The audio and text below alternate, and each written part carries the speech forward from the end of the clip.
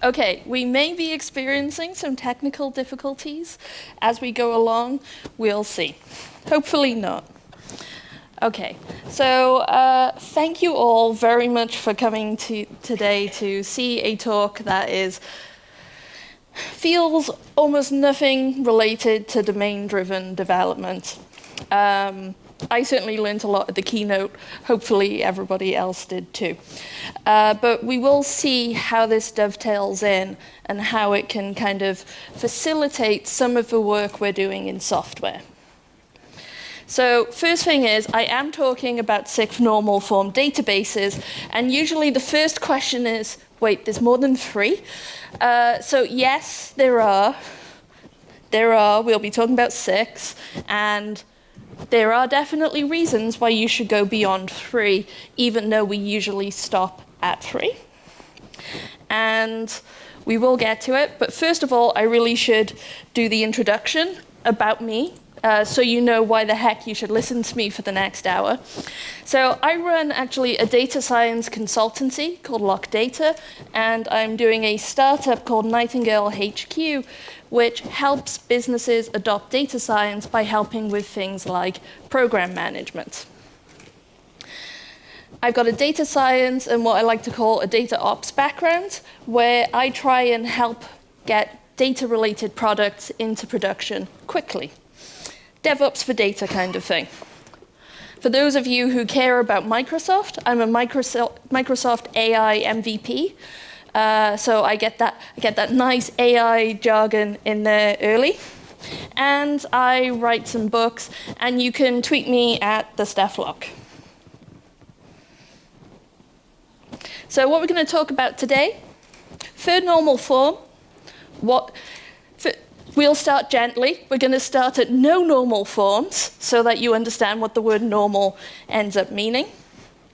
We'll then look into 6th normal form, and I will give you a very brief overview about how this applies to data warehouses, just in case some of you lean that way.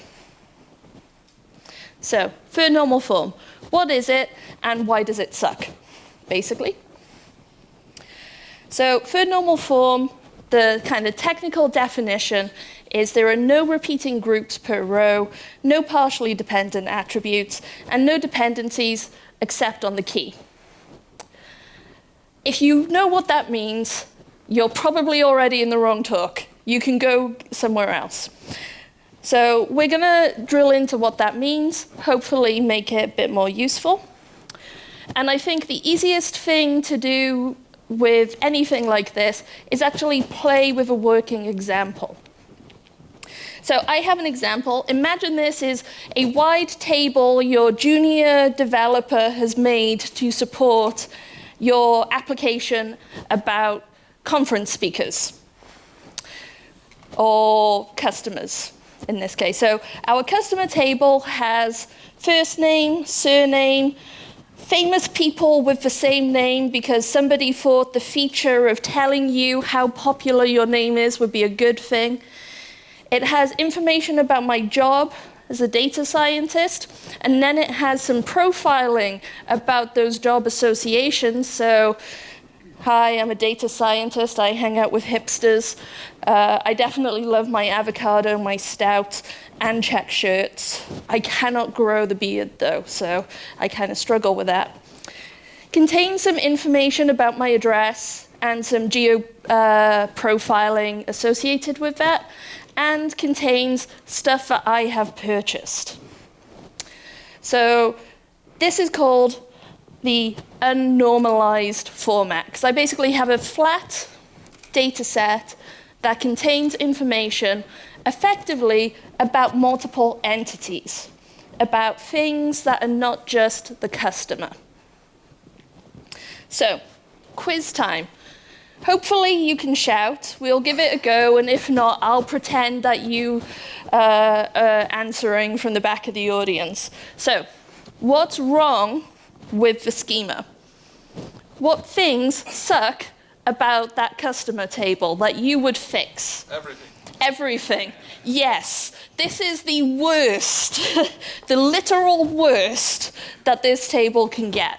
So what kind of issues, if somebody had implemented this, would you start finding?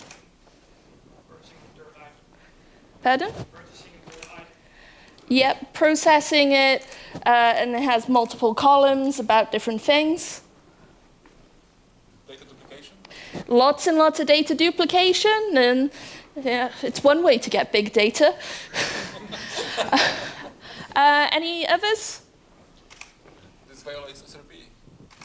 There's many different responsibilities among the data. Yeah, there are many different responsibilities in the data, and if you had your sales table trying to write to it, your analytics people trying to write to it, and your customer changing things on the application, you could very quickly end up with a steaming pile of horror.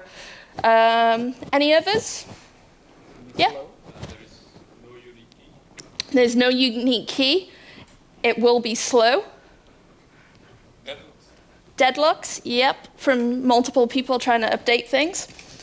So, lots of things wrong with it. If I change my name, Locke is my married name, but if I get divorced, don't tell my husband. Well, I suppose I'd need to tell him so he knew. But if I change my surname and I say update with Locke and change it to Smith or something, get married straight away, how do I avoid accidentally updating for all the Locks in the table or all the Steph Locks? So Steph Locke is quite an unusual name in Wales, but I could have something like John Smith, and then I'd have a really big problem. A lot of the information is dependent on other columns. So the kind of key export of Wales being sheep, that's not going to change whoever lives in Wales. So that information has nothing to do with the customer. There's lots and lots of repeating information. That's never a good thing. I've only got like 2 purchase columns, purchase 1 and purchase 2. Whoever wants their customers to only purchase 2 things, right? We really want them to purchase lots of things. And not all the information is at all related to the customer. So lots of problems. So the first thing, we can basically go into our refactoring from our ball of mud horror into something a bit better. So the first thing we can do is try and get our data into first normal form. So first normal form has no repeating groups in a row. And how we had repeating groups was we had a purchase 1 and a purchase 2.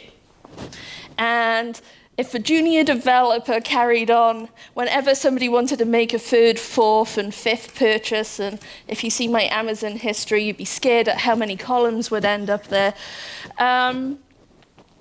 We've removed that. So instead, they thought, I'll just duplicate all the customer details every time they make a purchase.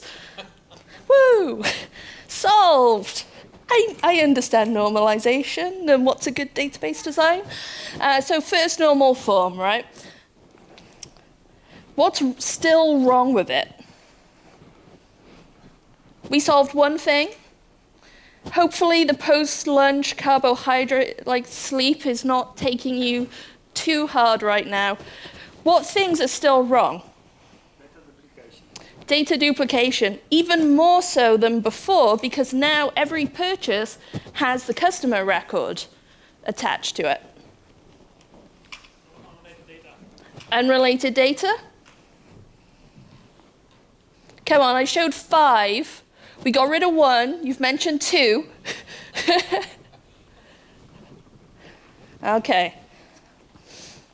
So we still have the update issue, that we can't safely change things without risking corrupting an unknown amount of records. There's still lots of repeating information.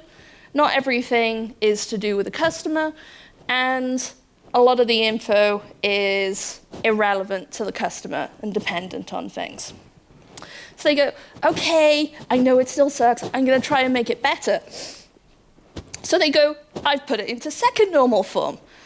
The information about famous people is now in a lookup table.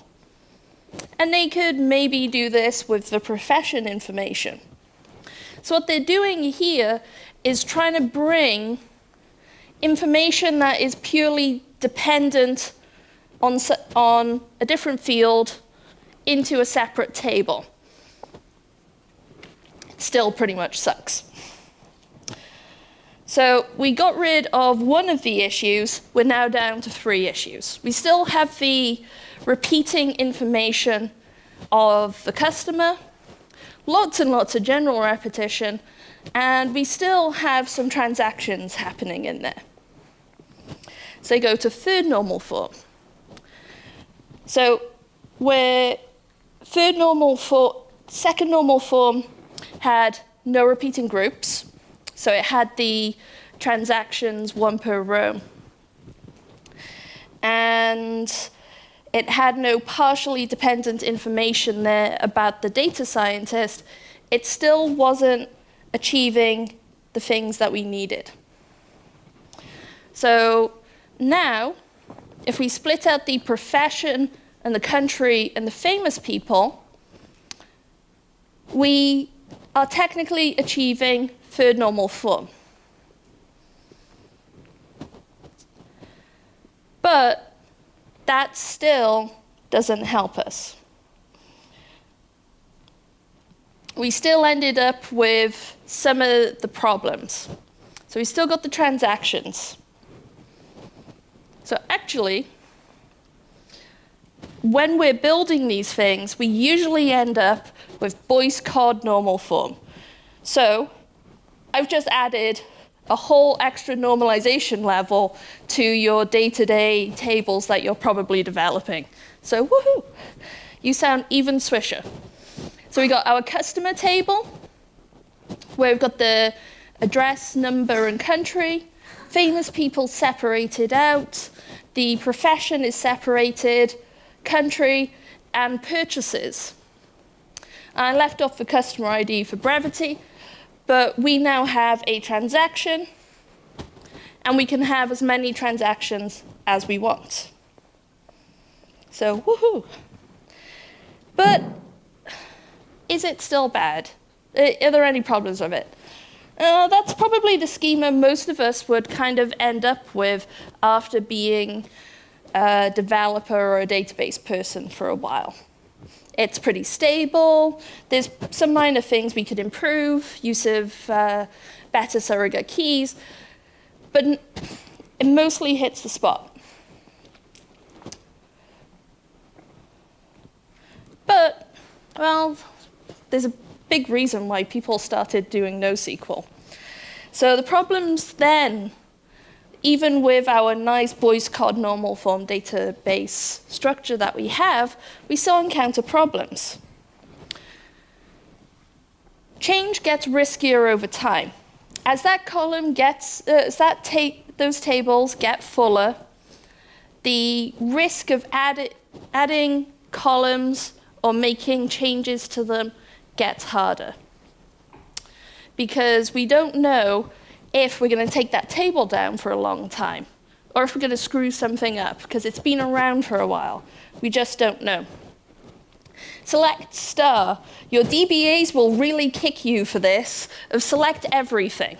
But if you build in an application an idea of an entity who has various attributes, hopefully, if you get given more attributes than you expected, your code will just drop those extra columns. Hopefully. Worst case, it breaks. That is a big problem for your customers. there ends up trouble keeping the databases keeping dev, test, production in sync. Because if we want to make changes, we have to alter existing tables and hope nobody else has altered the table before us.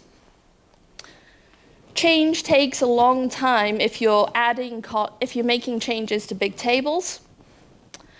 Versioning your database schema is not easy. There's like SQL Server developer tools and database projects, and there's various things out there. But does anybody here know if their databases internally are version controlled? Yeah? Good. Awesome. That's more than I expected, less than I'd hoped. And we don't know what version control can help us. It can tell us the changes, but it can't tell us when those changes were put into production. So working even with a third normal form database still has a number of issues. So we've got our adding big columns, indexing. Anybody who actually works with a database, 100% certain they're acing indexing strategies, where we make it easier to look stuff up? No. I'm really glad for Azure SQL DB, because now it's starting to auto-tune those indexes for me, so I don't have to be a DBA. But it's really easy to get it wrong. And if you get it wrong, performance can suck. And when we let select star through, stuff can break and DBAs shout. Bribery with cakes usually works. Same with most people, though, so. Making change scripts to be idempotent, so if you run it, you get a reliable response, and you don't try and kind of add the column if it already exists kind of thing. That's kind of complex.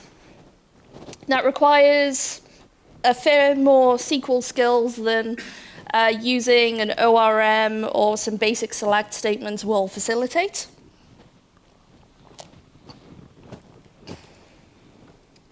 We never want to delete columns, because whoever wants to delete data? You never know when you're going to need it again. So if over time you're kind of improving your application, like going from full name to first name and surname, you end up leaving a lot of these extra columns behind and not a lot of knowledge as to what they're for, who uses them, and when were they used. Looking through Git commits kind of sucks. It can be quite difficult to, you do the Git blame and you find out who wrote a line of SQL, and you hopefully find out why they made it. And knowing the schema in each version is hard. It goes on, changing integer levels, because you only thought you were ever going to get 64 million customers, and now all of a sudden you could get billions. That can have problems. So anybody seen the Epoch Problem? So 1st of January 1970 is where a lot of Unix processes effectively believe time started at. So they count 1 for every second or millisecond that has passed since the 1st of the 1st, 1970. And most of these systems implemented them in a number that gets us up to 2038. Which, from 1970, that was 68 years away. Surely we'll have a better solution by then. Slowly but surely, people like MySQL have been changing this. But there are applications out there still where if you change the data type in the database, your application is going to break. And I've been in my Cardiff developer support group recently, and yeah, somebody's going through that pain. One of the biggest things that we often need to do these days because of GDPR is we need to tell people how we've maintained the accuracy of their data, what processing we did, where did we get the information from. And tracking historic values is not something I see application databases doing very well.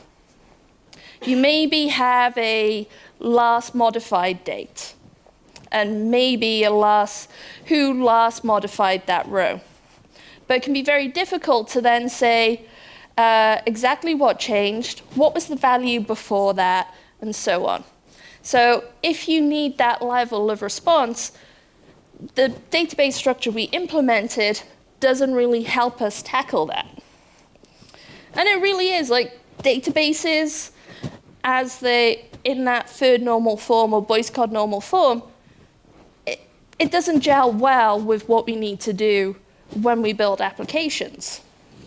So people go for NoSQL.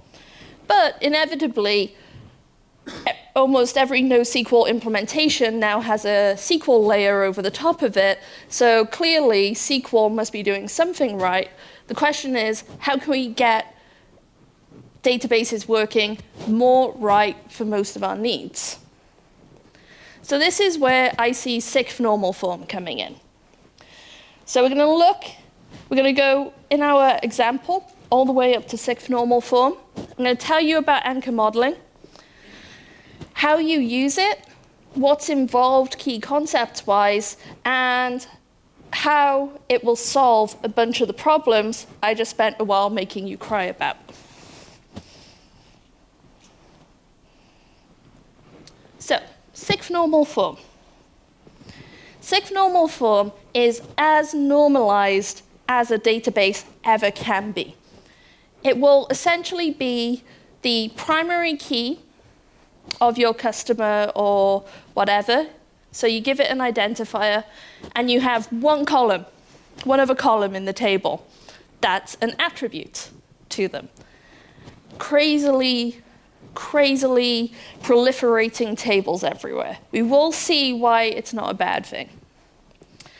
So third normal form is no repeating group per row, no partially dependent attributes, no dependencies except on the key. Fourth and fifth include mixed entities, associations, and sixth normal form will take us to key and attributes only. That's a lot of tables. Every changing color is a table, right? Nobody wants to maintain that, and nobody wants to write all those inner joins or left joins. If you do, seek help. Because, just know. I very happily spent a long time animating that because of the feeling of that many tables.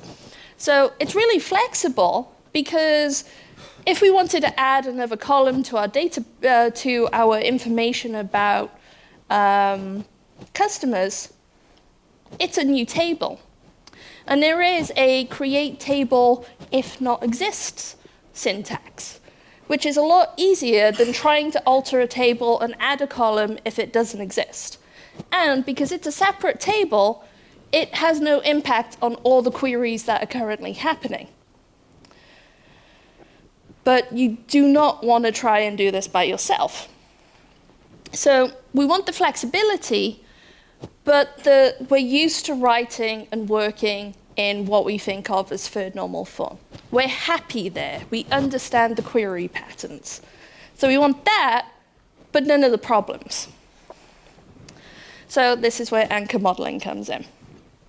So anchor modeling is, I'll check it up in more detail.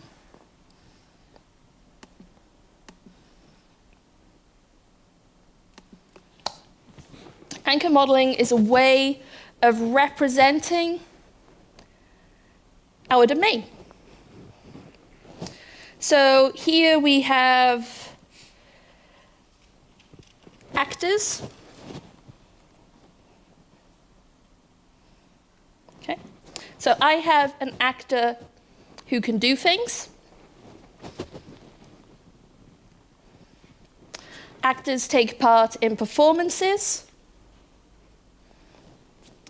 They can take part in a performance and be named on a program of a string of performances.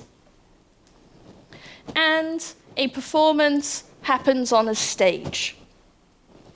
So when we do anchor modeling, you get to a kind of play, which actually really can sell it to a lot of people, including myself. But you start off with your high-level interaction between the key concepts in your business. These gray diamonds, these are so the red squares are our anchors. These are our objects, our entities. And our gray squares, gray diamonds are ties. They are the relationship between entities. And the circles are attributes. But we're able to start out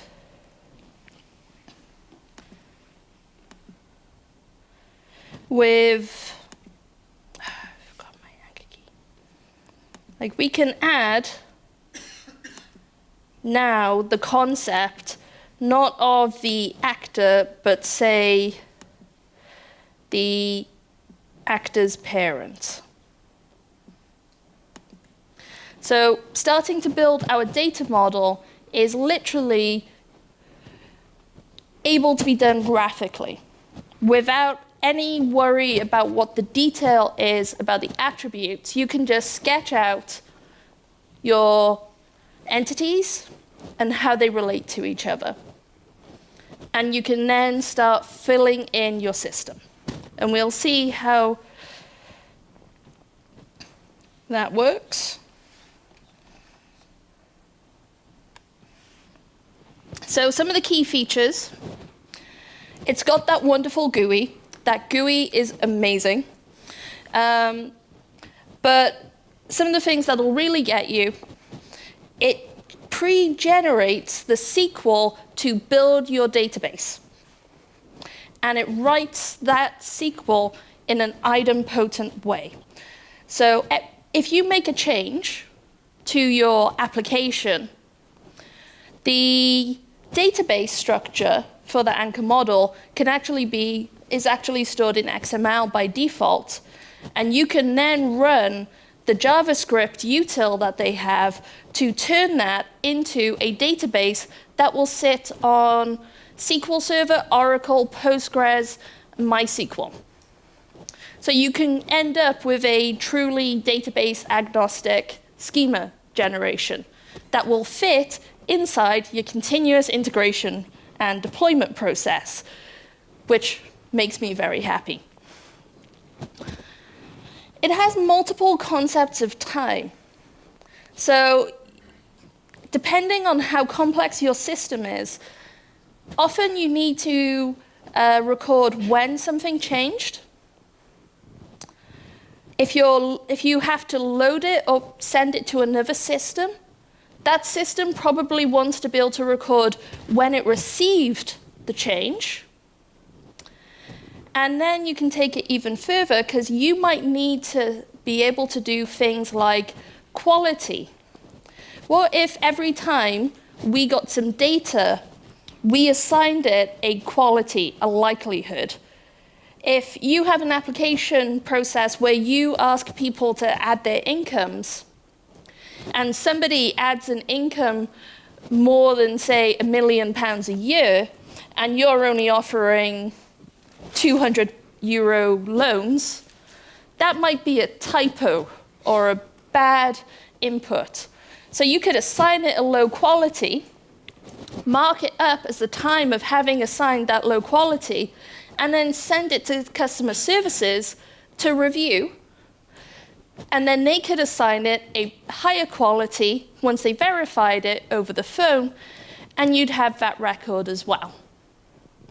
So you can end up with multiple notions of time in a way that is basically just toggles on that GUI, for starters.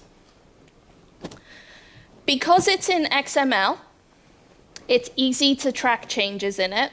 I mean, it's XML, it's not fun, but it's a lot easier than trying to look at 30 different files or 50 different files of SQL, if you even have your SQL in source control.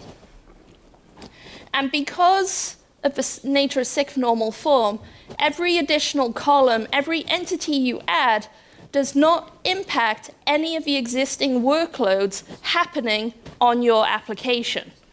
You can be continuously deploying changes because everything is an addition. And as I said, nobody likes deleting things, so it's much better if we can add. It doesn't require you to think about normal forms. You basically end up with 4 concepts: the anchor, the entity, the tie, the relationship, the attribute, and a knot, which is basically a lookup table. So it's pretty simple to describe and get people working with. It also works great for data warehouses as well, because it is ideal for column store. But that's probably less relevant to most of you. Okay, so as I said, anchors, attributes, knots, ties. That's basically it. You need 4 concepts to be able to model and build a database now. You don't need to know any SQL. You just need to have these concepts, build a model, and you can flexibly change it. Then, as I said, you've got different concepts of time. So you can use static to just kind of keep the latest. You can historize it to keep the version history. And you can get into really fancy words for more complicated stuff. So you really want to use the GUI whilst doing exploratory modeling for things. It uses XML. You can also import your existing database, and it will try and convert it to this structure. And I love open source. It's open source. If you want to make your own interface for it, your own transformation engines, you can. And I built a table-structured way so that I can do ETL with the solution. So we've seen it in action, but see it again. We can load or create a model. Each red square is an entity. I'm very happy with this. Look, there's documentation.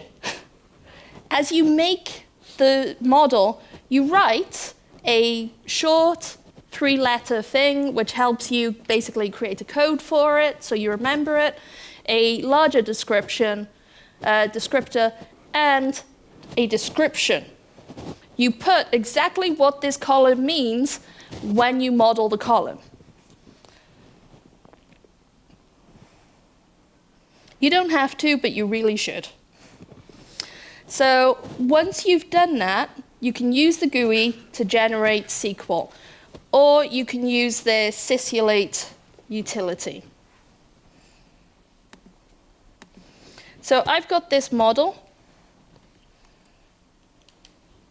I can go to generate. I can do various settings. It helps give me some information about it. I can generate SQL. I can generate my XML representation. Ooh, I can now even do it in JSON. Yes. I can share the URL with somebody. I can automatically generate my documentation. Whenever I can automatically generate my documentation, I am exceedingly happy, and I can create pictures for people.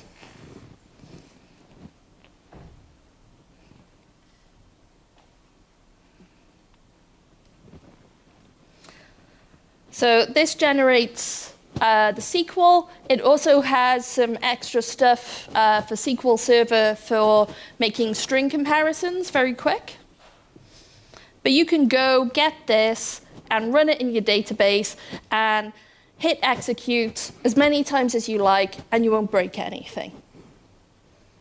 But no SQL required for building the database anymore.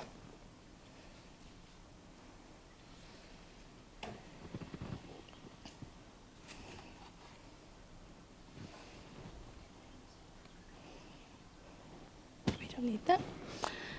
My internet's working, so I get to demo some of this by hand. So, great, it develops the database for you, but we still don't want to have to query things. So what it does is it gives us third normal form views where all of that data is basically transformed into a table that we would probably expect to be able to query. So you can still do, not that you should, select star from customer.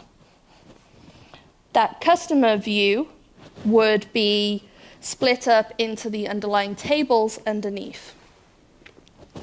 So CRUD, which is always a great word to say, create, read, update, delete. You can create, read, and update into those views just like before. So if refactoring the SQL inside your legacy application is hard right now, you can just continue working exactly the way you did before. Delete, unless you need to do like physical deletions for compliance purposes, I would always much rather do a soft delete where basically I have an is deleted flag. And that's a lot easier to implement, but you still can do deletes. We get a couple of different views. So the latest customer is your equivalent to whatever your customer table is right now. You can use point customer to get views as to what a record looked like on a given day. So you can say, this customer requested their records when there was a potential risk or when some fraud happened. Can you tell me what the values were before the fraud and what they are now? And you can use the difference view to get literally just the changes. So this becomes very helpful because you also now have a delta feed of changes. So if you want to start doing events and various things like that, you can. So this is in my actor table. I wanted to show all of the kind of columns that we have available. So the metadata ones help us know which version our data was from. Obviously, you do not even have to include these. I'm capturing some of the change, so I'm bringing in last modified dates. But I'm still querying customer table. I can then insert into my latest actor table and get the data. And I can continue going through, and the only thing that's going to change is nothing. Right. So in here, worth noting, what we're going to do is some refactors, is I've got the actor name being the full name. Always a rookie mistake, except Madonna. If you put a null, no nulls on surname, then you have a problem. Because every addition to the database structure is an addition, every prior expectation of your application still holds. So you can deploy database changes for things like feature flags before your application changes, but your application will no longer break. So you can make the refactor and add first name and surname. Your application can still be using surname in the interim, whilst you do that complex, because it's always more complex than we'd wish, splitting up the full name into a reasonable first name and surname. So we're able to make those changes now more flexibly. And we can have basically then a version of our database that can increment with versions of our application. So you can always tie a metadata, why something changed, to the application it changed in, or the version it changed in. So I'm going to do my refactor. For my actor, I'm now going to add in the attributes that I'm interested in.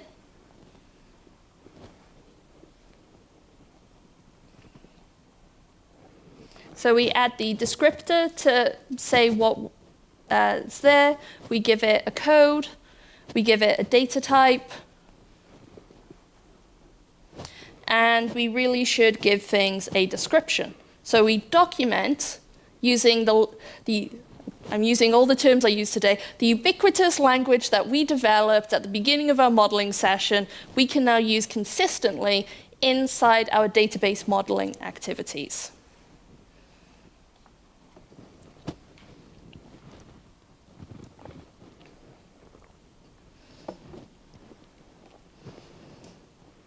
So now that I've made my changes, and I'm now going to track changes on that, I go through, I generate my SQL, so I can increment my database model, and I can now go and do a deploy.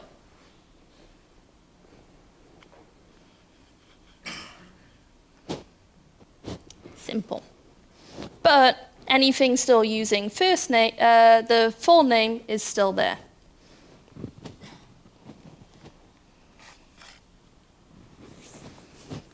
And you can see a whole load of this code, the SQL that's been written, when you start needing to do at-scale, robust changes to your database, that's the kind of yucky code you end up looking at. So I've made the database change. I can now start cleaning up or working with my model. So my application 2 is now going to be, whenever it gets a new actor inside the application, it's going to write with the full names.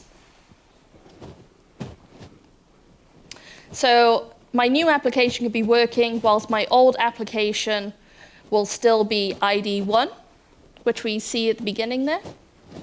And we can now see I'm entering in the data, and it's all validated. I can then start clearing up my old data, doing my migrations, and I get the Stephanie Locke split up as I previously would, but now I can also make changes to records and be tagging them against application versions. So it becomes very, very handy for managing and understanding exactly what changed, whether it's schema or data, inside your systems. So the when to use something is usually a big giant it depends, right? So here are the it depends situations. Use anchor modeling when you have version history that you want to keep. If you have lots of optional fields, So if you have dynamic forms, not everything is going to have every column. With an anchor model, we only write data that exists. You never ever write a null. So it's far more space efficient for those sparse scenarios. If you have a big, complicated database structure, because you have a big, complicated business, have the anchor model because you maintain constant documentation and searchability for the structure. You don't lose, why does this table exist? What is this thing about? It's amazing for auditing. And if you start needing multiple concepts of time, it will be much easier to use anchor modeling than try and implement these yourselves. So they did some benchmarking. So the dark line is the anchor database, and the dashed line is the third normal form database. And we can see that anchor data and its kind of processing time as the number of things increase. So anchor modeling has kind of a low gradient linear increase as the number of versions increase in query time. Third normal form has an exponential kind of increase.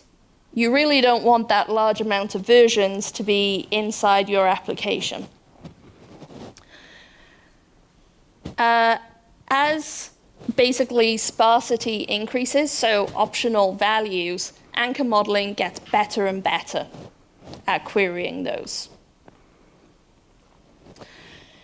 It's great the more attributes you have.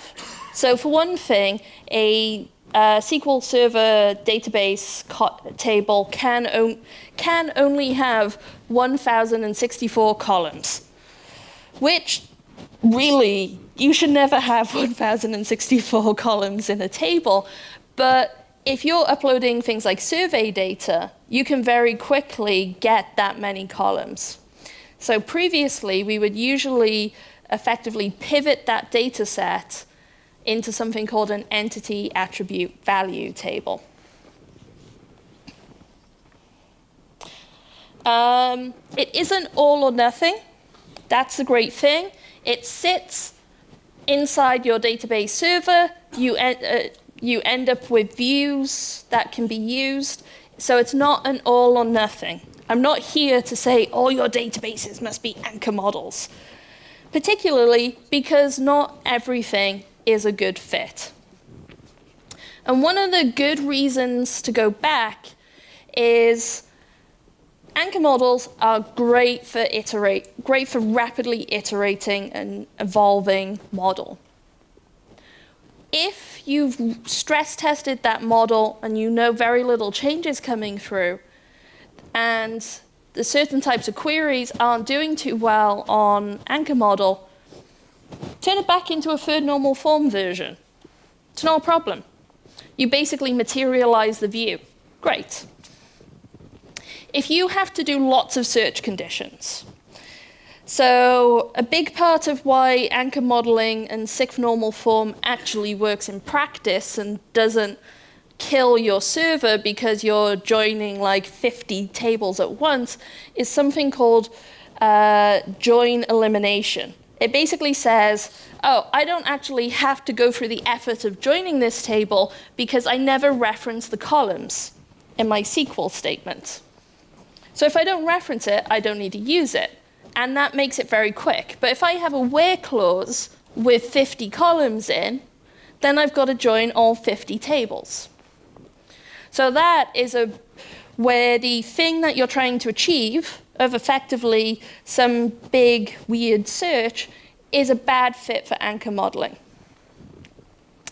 If you have low data volumes, then you might not mind changing fields on columns and data types and doing refactors. That's fine. Use third normal form. You're going to pay a penalty if you have lots of lookups for attributes, because that's basically lots and lots of foreign keys that need checking. And it generally performs well, particularly over bigger volumes of data, but if you start to really intensively need to performance tune, then it can be better to switch over to third normal form, not least because that's what most DBAs know to optimize. So a cool solution for developing a database that reflects your domain model, great, this is a good tool. Not necessarily great for a new DBA coming in and going, oh my God, what are all these tables for? So don't be afraid to use the right structure for the right type of access to the database. Data warehousing, anybody interested in data warehouses? We got 2 or 3, so you all have to listen to it. Okay, design considerations for data warehouses. Things that we usually do and have to think about for data warehouses is how do you model time? Anybody done slowly changing dimension like 6 and stuff in SSIS and various things? Okay, modeling time in databases is hard. Columnar storage is now a big thing inside data warehousing. Things like Redshift are all about compressing columns and querying columns. You have your 2 different kind of competing or adjacent versions of database schemas that you affect, or the model that you apply. You need to think about data quality, you need to track where your data comes from, and you need to track how you're managing compliance. One of the biggest things is ETL.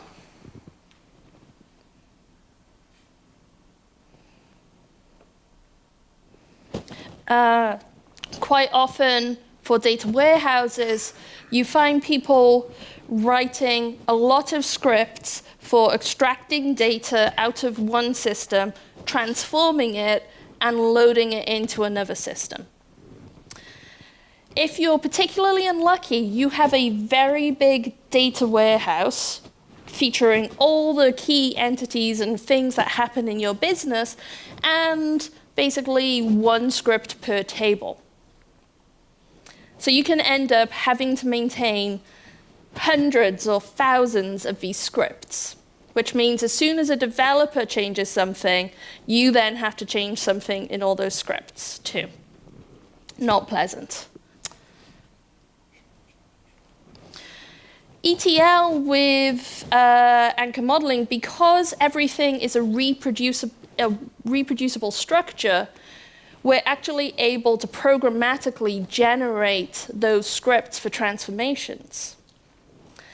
So if a developer makes a change, then we can reflect that change far more easily into our data warehouse and our loading processes because we have additional automated tooling that comes from that all flows from that model, plus information about here's my source, here's my destination. It becomes a substantially lighter load for maintaining these things. So in conclusion, third normal form, you all are doing boys code normal form when you do databases, woohoo, sound swish. Sixth normal form and anchor modeling can solve a lot of the frustrations that you have when maintaining a large database that is in use for a big application. And anchor modeling really facilitates a model-first delivery of a database. And it's pretty good for data warehouses. So thank you all very much. I appreciate it. I think all but one of you stayed awake, which is good. I'm not going to tell you which one of you fell asleep. You know who you are. I really appreciate you coming today. And definitely thank the organizers and the sponsors. This is a really well-run event. Hopefully you feel like it's a really well-run event as well. I feel very privileged to be here. So thank you all very much. I have business cards and, most importantly, laptop stickers. So do feel free to come grab some. Tweet me. The slides are available on itsalocke.com/talks. And you're also welcome to email me. We do have a few minutes for no minutes for questions. So you're gonna have to ask questions to me with a drink in hand later on this evening. Thank you all very much.